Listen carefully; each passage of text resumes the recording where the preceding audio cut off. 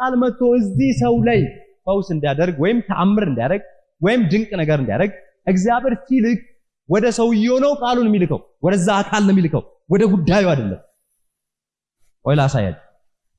እግዚአብሔር ቃል ሲልክላችሁ ለምሳሌ ዳይሬክተር ጋር ከሆነ የሚልከው ዳይሬክተር ለጉዳይሽ ብሎ አይደለም የሚልከው፣ ለሷ ለዳይሬክተር ነው የሚልከው፣ ወይም ለእናንተ ነው ቃሉን የሚልከው።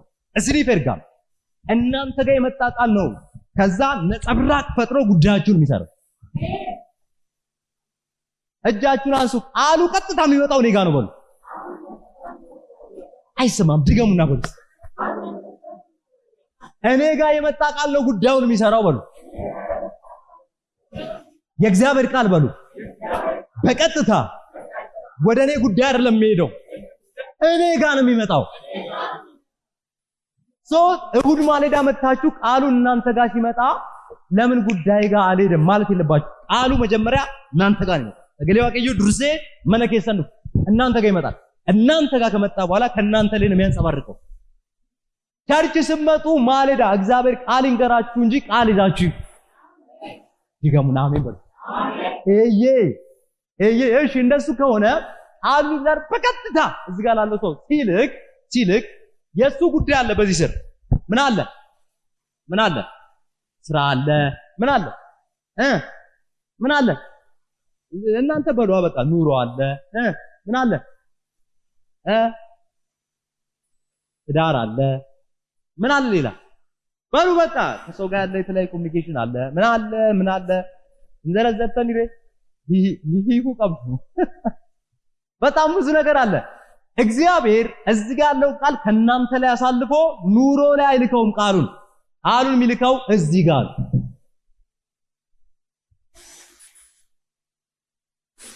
የኤሌክትሪክ ፓወር ሲሰራ በመጀመሪያ ግድቡ ጋር ይሰራል። ከተሰራ በኋላ ወደየ ጋኖቹ አይደለም ያስተላልፍ። ከዛ ጋኖቹ ናቸው ለቀበሌ ለዚህ አካባቢ ቀበሌ እቺን ያህል ትበቃለች እያሉ የሚያከፋፍሉ። እግዚአብሔር መጀመሪያ ቃሉን የሚልከው እናንተ ላይ። ፌል ማድረግ የሌለበት ነገር ምንድነው? ለምንድነው ፌል የምናደርገው? ብዙ ጊዜ ነገሮች ለምን ነው የሚሆኑት ስትሉ የመጀመሪያ ቃሉ እናንተ መጥቶ ይሄ እናንተ ጉዳይ ከሆነ እዚህ ጋር እንዲመጣ ነው የምንፈልገው። እኛ ብዙ ጊዜ አደናቀሩ ወርባል አከስሚቲ ኩን ከሰንሚ ይሄን ለማለምለም የምትፈልጉ ከሆነ መጀመሪያ ቃሉ እናንተ ጋር ይመጣው። እናንተ ጋር የመጣ ቃል ይሄን ያለመልማል። በቃ ቃሉን ላከ። እሺ ቃሉ ሲልክ እናንተ እንግዲህ እንደ ጋን እንደሆናችሁ ሰዱና አከፋፋይ ይሄንን ቃል በኑሮ ላይ ተናገሩ። ይሄንን ቃል በተራሮች ላይ አወራው። ይሄንን ቃል የምትሉት አከፋፋይ እናንተ ናችሁ። ስለዚህ እናንተ ስለሆናችሁ ቃሉ እዚህ ጋር ይመጣል። እዚህ ጋር ግን ሲመጣ ምን አልፎ እንደሚመጣ ልንገራችሁ። የመጀመሪያው እዚህ ጋር እቺን ቀስት ይዋል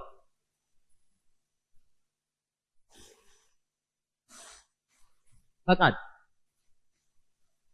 አሁን ኢሳይያስ ምዕራፍ 55 ቁጥር 11 እሱን ቃል ኦከንሞ ፌዳ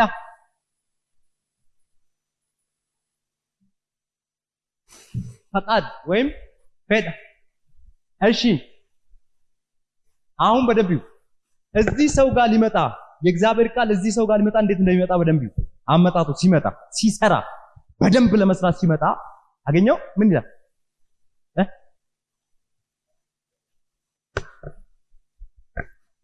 ይሆናል የሚሻውን ያደርጋል የላኩትንም ይፈጽማል እንጂ ወደ እኔ በከንቱ አይመለስም። ከአፌ የሚወጣ ቃል እንዲሁ ይሆናል። የሚሻውን ያደርጋል የላኩትንም ይፈጽማል እንጂ ወደ እኔ በከንቱ አይመለስም። ሉክ አመላላ ከአፌ የሚወጣው ቃል ወጥቶ ነው የሚወጣው ማለት ነው። ከአፌ የሚወጣው ቃል ለማን ነው የሚወጣው? ደስ ለእናንተ ነው የሚወጣው። ከአፌ የሚወጣው ቃል አለና እግዚአብሔር አንድ ነገር ተናገረ። እዛች ጋር መዘለል የሌለበት ነገር አንደኛ የእግዚአብሔር ቃል እንዴት ነው የሚመጣው? ላላደነፋ እዚህ ጋር ሊሰራ የሚመጣው የት እንደሚሄድ እቺን ቀስ እዚህ ጋር አላገናኘዋትም። ማውቅ ይወት ክፍት ነች እቺ ቦታ። እቺ እዚህ ጋር ኮኔክሽን ይኖራታል። እዚህ ጋር ይመጣል። እቺኛዋ ፈቃድ ነች። እዛ ስፍራ ላይ ምን ይላል? ከአፌ የሚወጣው ቃልና የምሻውን ይላል። ጀሩ እኔ የምሻውን እናንተን ፈልጉትን አይደለም አሁን ይዛውን በደንብ ይዝጋል። እኔ የምሻውን የምፈልገው እኔ ፕሮግራም ያደረኩትን የምፈልገው ያደርጋል። ምን ማለት ነው? የእግዚአብሔር ቃል ቀጥታ ይመጣና እናንተ ጋር ከመስራቱ በፊት የእግዚአብሔርን ፈቃድ ያረጋግጣል። የእግዚአብሔርን ፈቃድ ያረጋግጣል። ያ ሰው የእግዚአብሔር ቃል እንዲሰራለት የፈለገ ሰው ከራሱ ፈቃድ ወጥቶ የእግዚአብሔር ፈቃድ መሆን መቻል አለበት። ናምኒ ፌዳው ፊ ቀባላላ ፌዳ ቀባ ደነት ፌዳ ቀባ ፌዳ ቀባ ፈቃድ አለ። አሁን የእግዚአብሔር ቃል ቀጥታ ይመጣና በዚህ መስመር ነው የሚያልፈው። አሁን አዲስ አበባ ስትሄዱ ብዙ ጊዜ መውጫ አለ ኤግዚስት አይደለ? ወደ ይሄ ሃይዌይ ላይ እየነዳችሁ እንደሄዳችሁ አልፋችሁ ሰብራችሁ አትሄዱም። መኪና ብትነዱ ማለት ነው። ትነዳላችሁ ደግሞ እግዚአብሔር ይመስገን። አዎ በዚህ አጋጣሚ ነው እና እየበረራችሁ ስትመጡ እዛ ጋር ይዛችኋል ፍተሻል። ከዛ አንድ የሆነች ቀይ ብረት አለች አይደል? ያጋድማታል። እየበረራችሁ ስትሄዱ ጋደም ሲደረግ አትኩ እንደበርታ ታምር ቢፈጠር ቸኩያለሁ ርቦኛል ብትሉም አታልፉ። አንዳንዴ በየመንገዱ ይዛል አይደል? አረዴ ኩላሊት ብትሉም አትወሩ። አይቻልም፣ አይወጣም። በምንም ማጣደፊያ ውስጥ ብትገቡ አትወሩ። ምን ይጠይቃል? ክፍያ ይጠይቃል። ከዛ በዛ ጋር በሯን ከፈት ታደርግና ክፍያ ጠይቃችኋል። የወከናችሁ መት ይደምተኒ መጀመሪያ እኮ እንደተንደረደራችሁ እኮ አዲስ አበባ ነው የምትደርሱ። አይቻልም። የእግዚአብሔር ቃል አሁን ሲመጣው እናንተ አንድ ዋጋ ይጠይቃል። ምን ይጠይቃል? ፈቃድ የሚለውን ያረጋግጣል። እዚህ ጋር እናንተ ፈቃድ አለ። ፔንኬሰን እንጅራ የእግዚአብሔር ፈቃድ አለ፣ የኛ ፈቃድ። የእግዚአብሔር ቃል እየተንደረደረ መጥቶ በእናንተ ፈቃድ ውስጥ አይመጣም። እየተንደረደረ መጥቶ የእግዚአብሔርን ፈቃድ ቼክ የሚያደርግ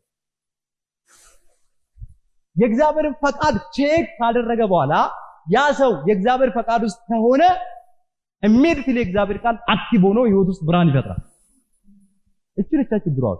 ዋጋ የምታስከፍለን እቺ ነች። ብትስተካከል የምትባረኩበት ወይ ይሄ እግዚአብሔር ቃል ለምሳሌ ጌታ ኢየሱስ በምድር ላይ ተመላልሷል። ዮሐንስ ወንጌል ምዕራፍ 6 ክፈቱ ዋጭን ስናይብ ዮሐንስ ወንጌል 6:38 ጌታ ኢየሱስ በምድር ላይ ሲኖር ፈቃዱን ለማድረግ አልተመላለሰም።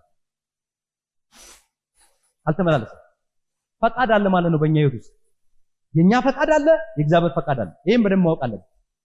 ጌታ ኢየሱስ እንደዚህ አለ፣ እቺን ቃል እኔ እኮ ከሰማይ የመጣሁት አለ ፈቃዴን ላደርግ ሳይሆን ፈቃዱን ላደርግ ነው አለ። አንብቡ እስቲ ዋቄን ስናይብ ቢዛም ተፈታችሁ ዮሐንስ ወንጌል ምዕራፍ 6:38 ምን ይላል አይልም? ፈቃዴን ለማድረግ አይደለም እንጂ የላከኝን ፈቃድ ለማድረግ ከሰማይ ወርጃለሁና። አኖ የረጎፍታን ኢየሱስ ፌዳ ኮራዎቹ አፍንፍ ነኝ ፌዳ ይሰን ኤርጌሰን ዋይ ፈቃድ ነበረው ማለት ነው። የነገር ለማድረግ ፈቃድ ነበረው ጌታ። የሱን ፈቃድ የገደለ የሱን ፈቃድ የረገጠ የሰማዩን ፈቃድ እያደረገ ስለሆነ የሚንቀሳቀሰው አልዓዛር ጋም ሲመጣ ኢየሱስ ዮሐንስ ወንጌል ምዕራፍ 14 ላይ አልዓዛር ናውጣ ሲለው እንደታሰረው በአፉ ላይ ቃሉ ኢሚዲየትሊ መንቀሳቀስ ጀመረ። ሰርግ ቤት ሄደ ዮሐንስ 2 ላይ እንደምታውቁት ውሃውን ምንም አይነት ነገር ጠብ ሳያደርግበት ወይን ጠጅ ነው። ይሄ ኢየሱስ ያለው እናንተ ውስጥ ነው። ይሄ ኢየሱስ እንዴት አድርጎ ነው ቃሉን በእናንተ ላይ አክቲቭ የሚያደርገው ሲባል ፈቃዳችንን ስንተው ብቻ ነው። ናምኒ ቢታሜ ቶኮ ፌዶፊን ቀቡ ናምኒ ጉርጉራሜስ ፌዶፊን ቀቡ ኑበር ምናው አቃጅራ ገሩ ፌዶፊ ቀብና ከናን ከኛስ ፌደከኛን ከመርፈሜ ስንጸልይ የኛ ፈቃድ ላይ የታሰረ ነው የምንጸልይ። ጌታ ሆይ እንዲማታረክ ከሆነ እክዳሃል። የኛ ጸሎት ነው።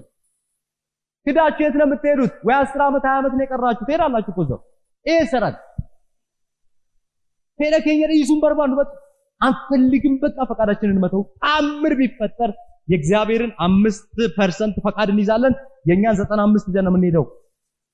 የእግዚአብሔር ቃል በህይወታችን ውስጥ አክቲቭ አይደለም።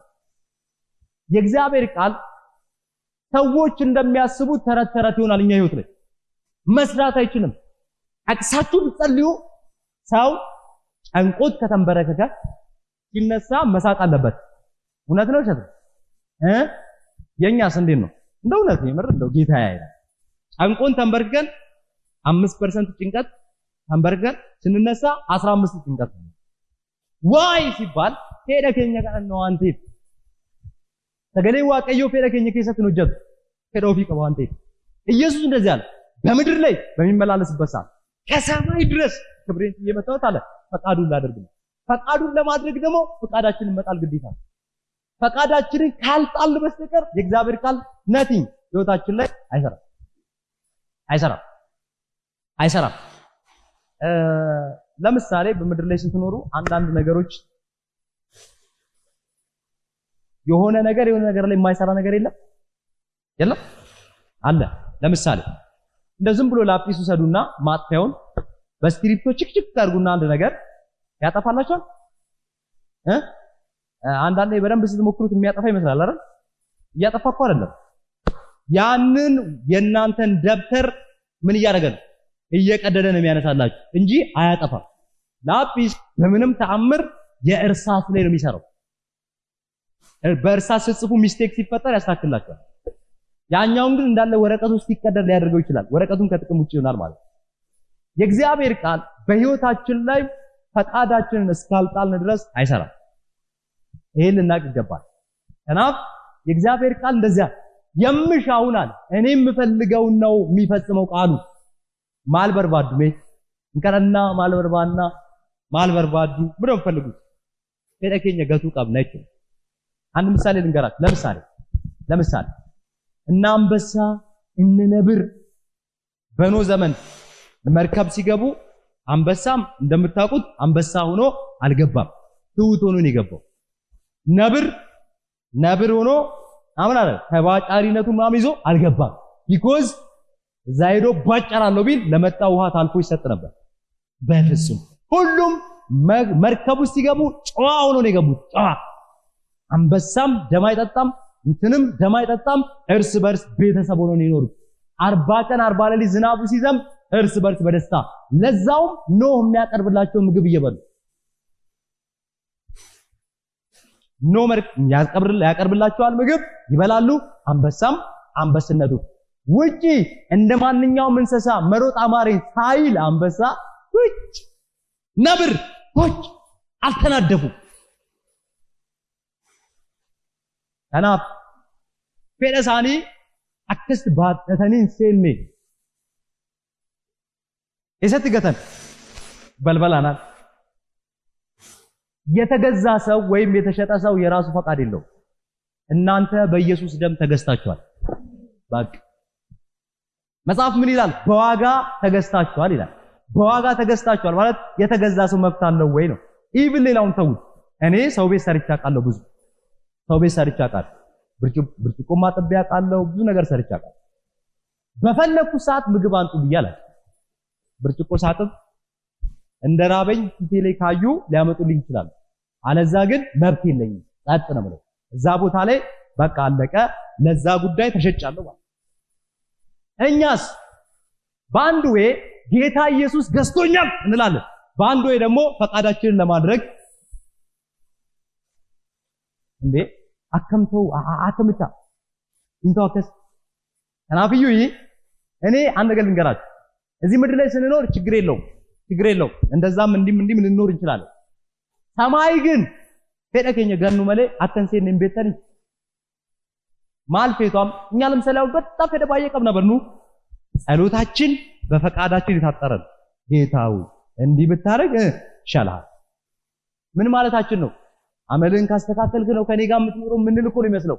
እንጸልይ ጌታን ማለት ጌታው ባህሪ እንደዚህ ከሆነልኝ እና ምን ማለት ማልኒ ዋቀዮ ኑራጉም መቼም እንግዲህ ኢትዮጵያ ላይ እውነት አይወደድም ይባላል። እንግዲህ ኢትዮጵያዊ ሆናችሁ አሰሙኝ፣ ሰማያዊ ሆናችሁ እንደምትሰሙኝ ተስፋ አደርጋለሁ። እጃችሁን አንሱና ፈቃዴን አልፈልግም ፈቃዱን እንጂ በሉ። የእግዚአብሔር ቃል በሉ በራሱ ፈቃድ ነው የሚሰራው።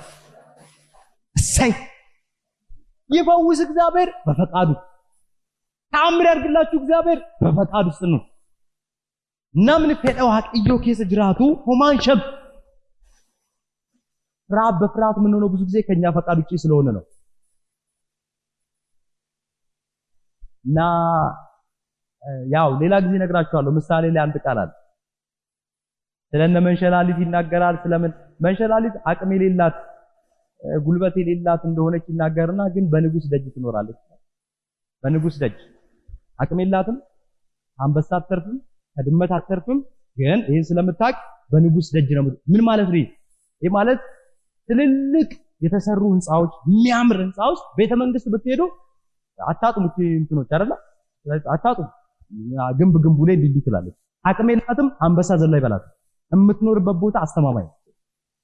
የእግዚአብሔር ፈቃድ ውስጥ የሚኖር አንድ ሰው ለእግዚአብሔር ዕውቅና እየሰጠ ነው። ምን አይነት ዕውቅና? የኔ ፈቃዴንም ገዝተኸኛል እና ተገዝቻለሁ።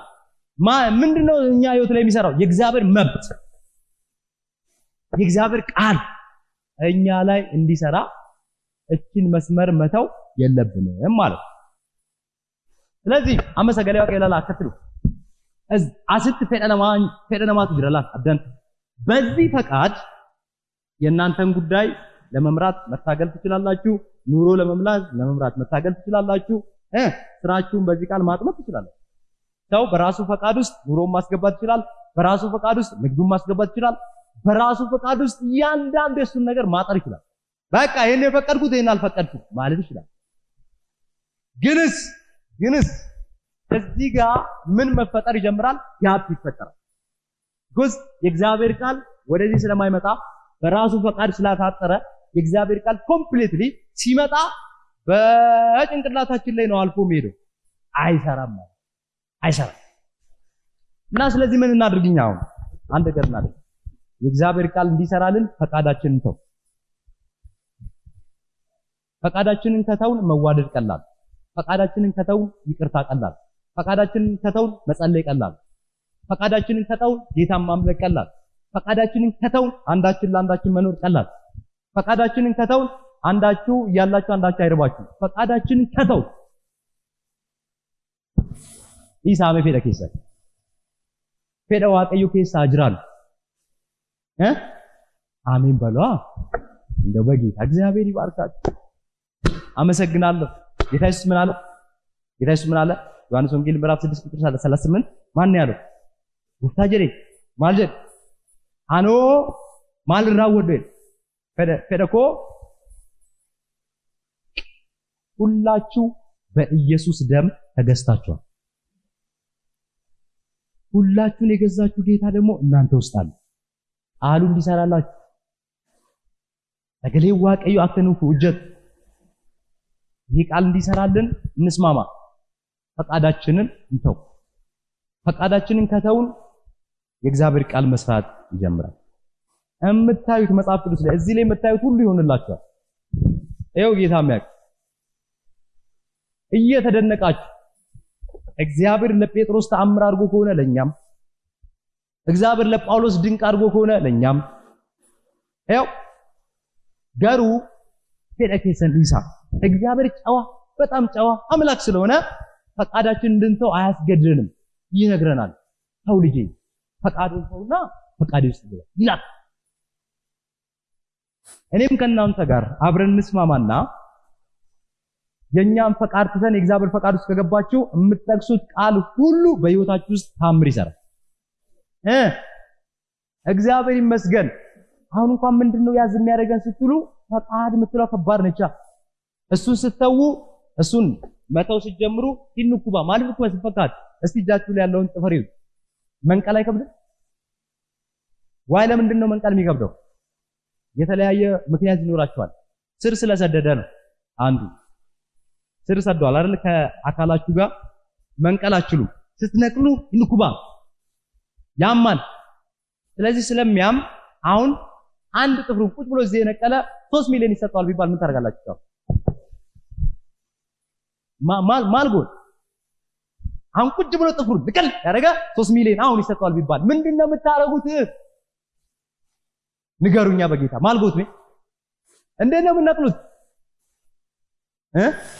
አንዳንዱ አቦ ሚሊዮን ሊሳኒያቻው ሚል ወሰው ሊኖር ይችላል። አብዛኛው ግን ወያስማ ኪሚዳቄ ማደንዘጃ ተቆረም ቡቂሳ ዱፌ በቀርፌ አሉም በኋላ እንደርስበታለን ብሎ ማይሮጥ ሰው ይል። አሁን የኛም ፈቃድ ስር ሰዷል።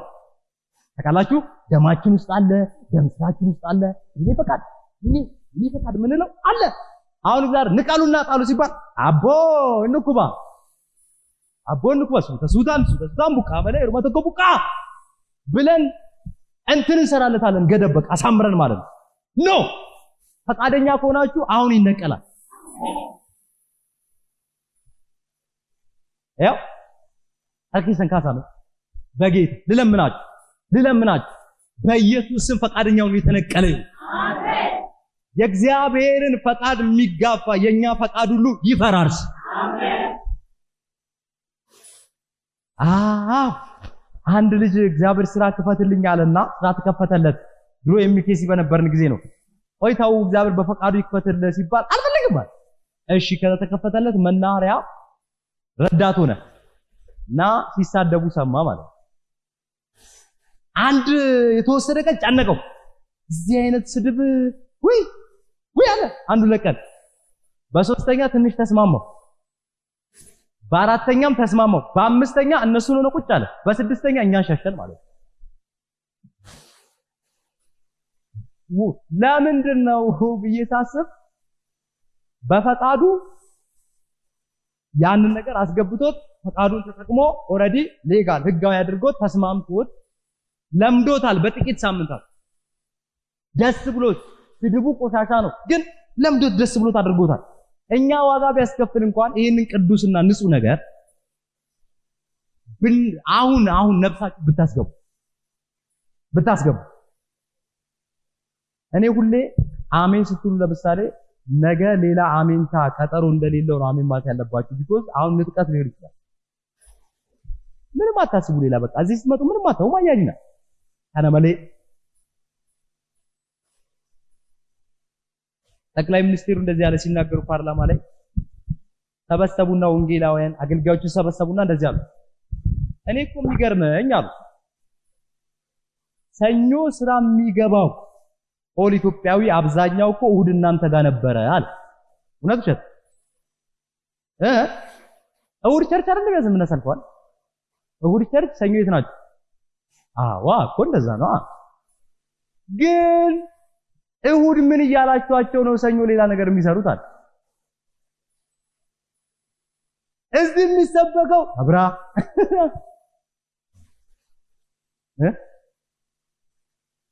ሰው አብር ቦታ ቆሞ ገንዘብ እንደሚደራደር ማለት ነው። ባለፈው ነግራችኋል አይደል?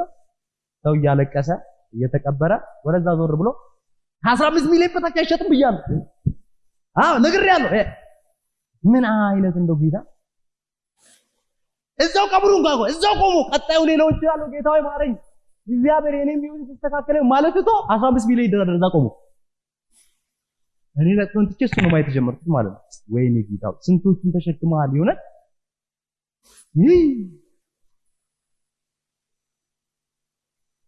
አደራ ይኸው ጌታ የሚያውቀው አደራ የምላችሁ ነገር የሰማዩ ህይወት ሰዎች ምድራዊ በሆነ መንገድ በሚሰጡት የሆነ ካልኩሌሽን አይደለም። ስለ እግዚአብሔር ቃል እውነት መስማት ከፈለጋችሁ የእግዚአብሔር ቃል የሚመሰክረውን ብቻ ስሙ። የእግዚአብሔር ቃል ስለ እግዚአብሔር ቃል ይላል ይሰራል ይላል። የሚሰራ ከሆነ ስትሉ ፈቃዱን ለተወሰው ነው የሚሰራው። ፈቃዱን ላከበረ የራሱ ፈቃድ ለከብር ሰው ሳይሆን የሱን ፈቃድ ትቶ የእግዚአብሔር ፈቃድ ለሚንጠለጠል ሰው ብቻ ነው ቃሉ የሚሰራው፣ ለሁሉም አይሰራም። ይሄ ጉባኤ እኔ ደግሞ በጣም ውስጣዊ ረሃብ ለሁላችሁም ይስራላችሁ። አሜን በሉ። ይስራላችሁ፣ እንደገና ይስራላችሁ፣ በብዙ ይስራላችሁ፣ ስትጸልዩ ይስራላችሁ፣ ስታመልኩ ይስራላችሁ፣ ስታውጁት ይስራላችሁ፣ አሉት ይስራላችሁ። ስለዚህ ለዚህ ጉባኤ የእግዚአብሔር ቃል ይስራለት። ሁንዱማ ከሰነ ሁንዱማ ፍዩ ተገሌ ዋቄው እዝኒ ባውጀት ትላንትና በመጽሐፍ ቅዱስ ስታነቡ እነ ጳውሎስ በእስር ቤት ሲዘምሩ ተአምር ሆነ ተብሎ ተጽፏል። እናንተ ስትዘምሩ ተአምር መሆን አለበት። ትላንትና እነ ጴጥሮስ እስር ቤት ሆነው ውጪ ላይ ሲጸለይ የጸሎቱ መልስ ተአምር ሆነ ተብሎ ተጽፏል። ይኸው እናንተም ስትጸልዩ ተአምር ይሁን። ተንበርክካችሁ ጸሎታችሁ ሳትጨርሱ መልሱ መጥቷል ተባሉ። ታው ምድር ላይ ያለውን አጠብቁ። ያልታየ መንፈስ ዓለም ላይ ያለውን ነገር ይሄ ቃል አትራክት ማድረግ ይችላል። ያው እግዚአብሔር ያው መቼም በሕክምና ቋንቋ ፔን ኪለር የሚባል እንትን አለ አይደል? መድኃኒት አለ አይደል? ፔን ኪለር የለም አለ አይደል? አታውቁ? እሺ ፔን ኪለር ማቃለ ፔን ኪለር ማለት በጣም አሁን እናንተ በሌላ ቋንቋ ነው የምታውቁት፣ ማስታገሻ በሚለው ነው የምታውቁት። አሁን ሳታውቁ ሌላ ቋንቋ ፔን ኪለር ይባላል። ምን ማለት ነው እሱ? ህመሙ ሲበረታባችሁ፣ በጣም ሲበረታባችሁ ህመሙን ለመቆጣጠር የሚሰጥ። የእግዚአብሔር ቃል ፔን ኪለር አይደለም። የእግዚአብሔር ቃል መፍትሄም ያመጣል። ፔን ኪለር በሽታው ከዛ ማስታገሻ በላይ ሆኖ ሊታገላችሁ ይችላል። ይሄ ግን ከዚህ በላይ ምንም የለም። ምንም አለቀ። ከዚህ በላይ ምንም የለም። ምንም አንድ ሰው ወደ ላይ ተወሰደ። ገነትን እግዚአብሔር ሊያስጎበኘው ወሰደውና መልአክ አብሮት እየሄደ ልክ እዛ ሲሄድ ኃጢአተኝነቴ ትዝ አለኝ አለ። ምድር ላይ ያልሰራው መጀመሪያ ጻድቅ ነኝ ይል ነበርና ኃጢአተኝነቴ ትዝ ብሎኝ ወይኔ እኔም ብሎ ሰው ብዬ ላለቅስ ስል መልአኩ እንዲህ አለኛል። ዝም ማቴዎስ ምዕራፍ 6 ላይ የተጻፈውን በዛ እንባ የለም ለቅሶ የለም ይሉን አላነበብክም አለኛል። አሃ እስከ ላይ ድረስ የሚጠቀሰው ማቴዎስ 6 ነው። እናንተ እዚህ ማጣጣችሁ እኛ ግን ይዘነው ማለት እኛ ግን ይዘነው። ስለዚህ መልአክ እንኳን አልተሰጠውም እኮ ይሄን ቃል እንደው ስልጣኑ ስበክ ተብሎ አልተሰጠውም ለመልአክ። አሁን መላእክቶች አሉ ጉባኤ ውስጥ ምንድነው የሚያደርጉት? እነሱ መጠበቅ ብቻ ነው ስራቸው። ወይኔ ይሄን ቃል እንደው ስበክ ተብሎ ቢፈቀድልኝ የሚሉ መላእክቶች አሉ። አልተሰጣቸው። የተሰጠው ለእናንተ ነው። ለእናንተ ተሰጥቶ ወይኔ ለኔ ቢሰጠኝ የሚሉ መላእክቶች አሉ። ወይኔ ግን ድሮ የተሰጠው ለኛ ነው። እኛ ግን ምንድነን? ስለዚህ ሲሰበክ የሰማውን ያንን ቃል እንደዚህ አለው። ታው ተፓስተር ነህ እና እንዴት ነው ታዲያ እንደዚህ ተብሎ የተጻፈውን ትተህ እዚህ የምታለቅሰው? ዚምባ የለም ተብሎ ጽፏል ብሎ አስቆመኛ። መላእክቶች ራሱ አትራክት የሚደረጉት በእግዚአብሔር ቃል ነው። ባላችሁ ነገር አለ። እናንተ ቃሉን የምትሰሙ መላእክቶቹ ይላል እና እግዚአብሔር ቃል ባለበት ሁሉ አሉ። አታያቸውም እንጂ ያያቸዋል። አንዳንዴ አይናችን ድንገት ሲከፈት አይተን ታረጋችሁ። ከናፍ የእግዚአብሔር ቃል እንዲሰራልን ፈቃዳችሁን ተው። በቃ የኛ ፈቃድ ውስጥ እግዚአብሔር የለም። እግዚአብሔር የራሱ ፈቃድ ውስጥ ነው ያለው። ስለዚህ እግዚአብሔር ምን ጊዜ ምንድነው እያደረገን ያለው? ካለንበት ከኛ ፈቃድ ጉድጓድ አውጥቶ የራሱ ፈቃድ ውስጥ ያዘ፣ እጃችን ያዘ፣ ያባበለ የራሱ ፈቃድ ውስጥ ነው ሊያስገባን ሁሌም። ስለዚህ እግዚአብሔር ቃል አንደበታችሁን እንዲሰራ በኢየሱስ ስም ስትሉ ተአምር እንዲያደርግ እግዚአብሔር የኛን ፈቃድ እናራግ። ሰው የሚጭኖብን ሊሆን ይችላል። የኛም ስጃችን አራግ ይላል። በቃ አልፈልግም፣ የእግዚአብሔር ፈቃድ ይሻለኛል።